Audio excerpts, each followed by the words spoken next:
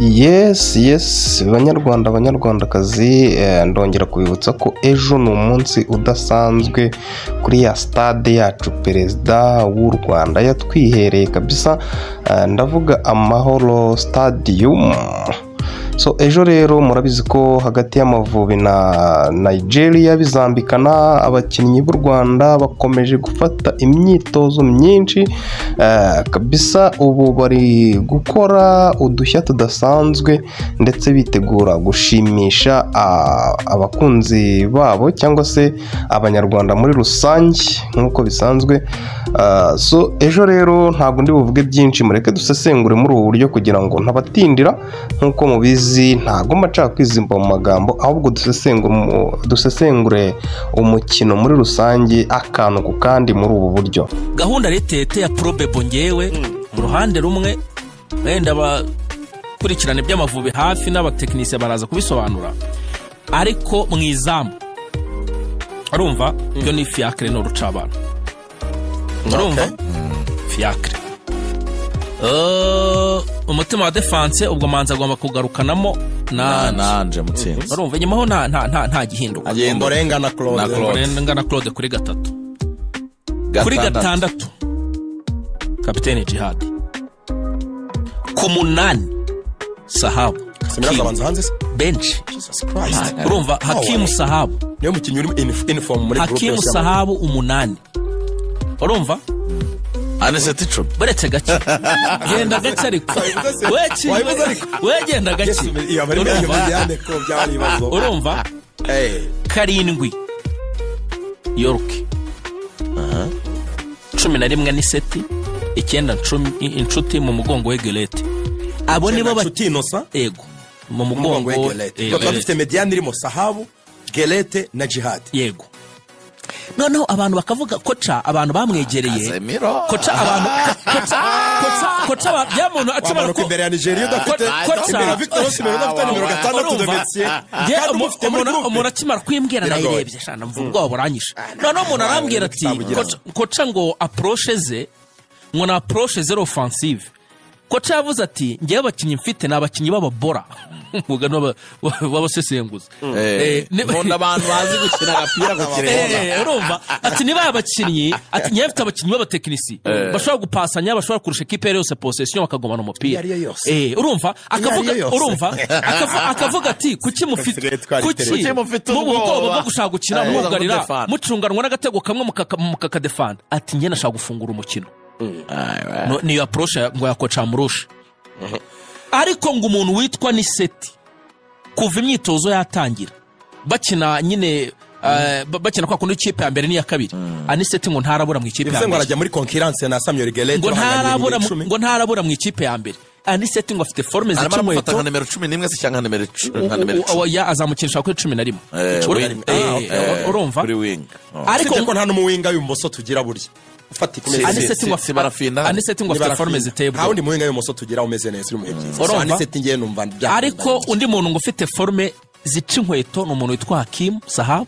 Nono Sahabu ngo aragiye akora umwitozo, abantu bafite ikintu cyitwa Sahabu yarakuze physique, abimwe Torsten yamusaba yarakuze ameze neza, duel riyangaja abantu ngo biteye ubwo. Yaravuze ati umukinnyi dukinana ukina hagati mu kibuga kuri gatandatu iwacu ari akina muri ya kipe mubiri muri best shot, ati ni umuntu urangara cyane, tumutoza nta mukuru yambwiye ko ngomba kuzajya nza nkakora izo nshingano hagati mu kibuga. Hanyuma icyo navugaga Lorenzo ni icyo abanyarwanda biteze muri Adera Murusha. Asanze ikipe yine ritinze, ikipe yari ifite ibintu bitatu umutoza Frank Thorsten Spittler yasize. Twari tumaze kugira ikipe ubona igira confidence, igira icyizere, itinyuka. Cyo ni ikintu gikomeye cyane.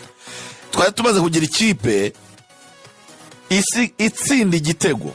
Buriya Thorsten yaje gufata ikipe nta gitego Amavubi aheruka, amenyereye kudefanda, agatsindwa 1-0 tugataha, cyangwa ubusa ku busa, cyangwa tugaterwa forfait. Yaje ikipe yarayisize, ari ikipe ishobora gutsindwa igitego ikaza ikacyishyura ikanatsinda ikintsinzi. Yaje ari ikipe ishobora none kureba mu izamu igatsinda Lesotho igataha, 3 yatahanye.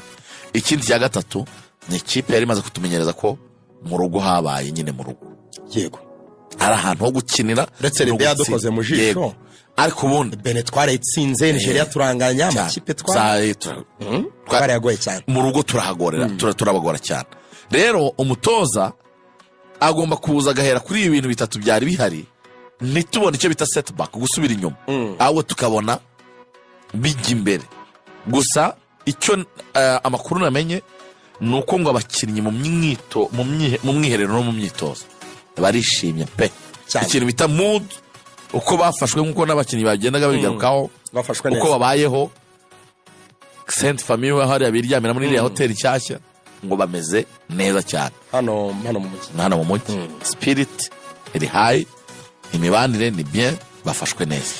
Anyways, umutoza wigeze gutoza Amavubi 2015-2016 yitwa Stephen Constantine yakoze interview abazwa kuri Nigeria n'u Rwanda nabazaga kasigiye yunyirizaga mu Mavubi ni 2014 mu kwezi kwa gatanu nibwo bamugeze umutoza wungirije That's well aganira nabo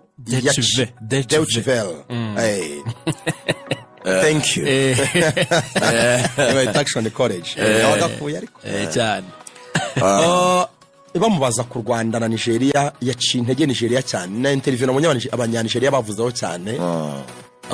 Constantine yavuze ko u Rwanda rwakoze foro iri hejuru cyane nubwo wenda abanyarwanda badashaka gutabibona kuko ntitwagiye mu gikombe cya Afrika vuba nta qualification ikomeye twabonye ariko wavuga ko abona u Rwanda rwarazamuye urwego mu kuhamahirwa abakinnyi bakiri bato bafite impano kandi ko kubirebye urabona ko dufite abakinnyi bakiri bato bagerageza gukina umupira abo basahabo nyine yuvuga ba Gelete ba Niseti ba Kevin dufite abakinnyi nyine bazamuye urwego mu minsi mu gihe gishize nk'imyaka nk'itatu bameze neza yavugaga ko rero ngo Nigeria kuba ari igihugu kinini kinatuwe cyane muri Afrika ngo atari factor yaba avantage ku Rwanda bagomba kuza bikandagira uwabakubitiye uyo Aqua Ibom yanabakubitira i Kigali yabaciye intege avuga ko u Rwanda arubona rutsinda Nigeria kuri match kwizigera abatekereza bishoboka kuri izi forme z'aba Demola Lukman na ba Victor Osimhen